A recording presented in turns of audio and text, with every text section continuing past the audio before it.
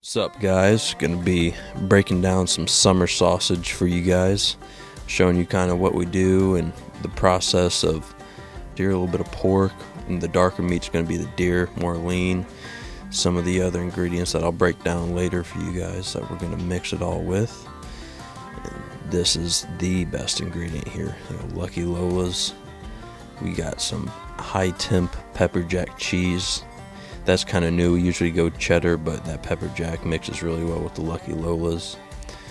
Two other ingredients that we're adding here is going to be mustard seeds and garlic powder, and then just some local summer sausage seasoning from our meat locker that we go to. And then we got casings for the deer sticks and casings for the summer sausage. So let's get at it here. We are first going to grind up the meat, and then we will be mixing it here. This is the pork that's going to be in our grinder that was acquired from a old restaurant. They were going to throw it away. Can't be having that. So this is the pork going in there, getting mixed up real nice.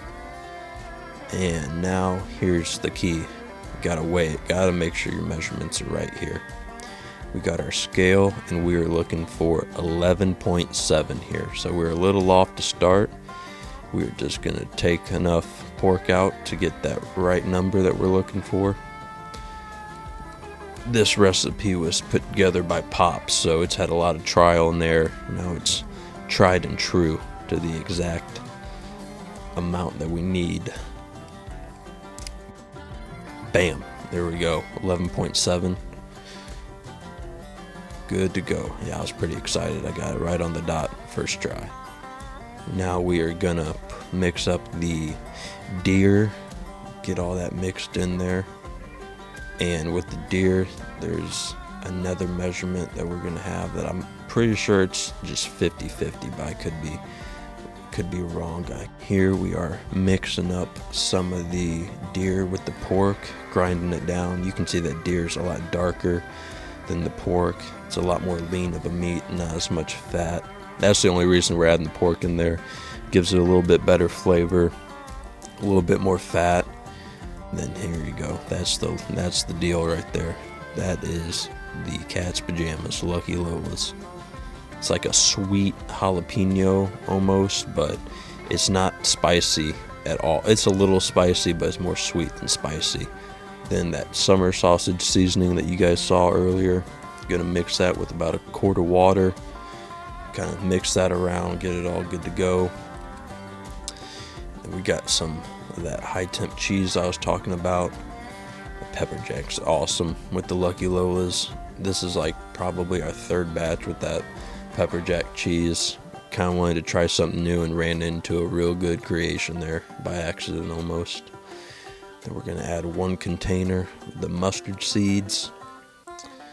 And then lastly here, we're going to add some of that garlic powder. You can't put enough of that stuff in there. Put that shit on everything. Then we got the seasoning, and that's going to mix it all together there. That water is going to soak up all the flavors. Mix that around here in a little bit. Make sure we gotta get all that in there. Mix it around town. Alright, now we got Grace in here. His deer, so it is his turn to mix all the meat. Because that meat is cold. So he drew the short straw on that one. But we're getting her all mixed up here. About ready to put in the press and get into some casings. So enjoy that. He's pretty pumped up there about how cold his hands were. Here we're putting it into our hydraulic sausage stuffer. Again, another one from a restaurant that they were going to throw away. Could not have that happen. Fill it to the brim, to the absolute top. Make the most of what you got there. Here we got our casings in the water. Definitely want to make sure your cases are soaked in water before you stuff them with the sausage. You put dry casings in there, they're going to crack and break, and that's not good. That water makes them nice and pliable, so you can, make some good strong summer sausage. And then once you get them all in tubes there, you are gonna put them on your smoke stick. And here you want to make sure they're nice and evenly spaced out.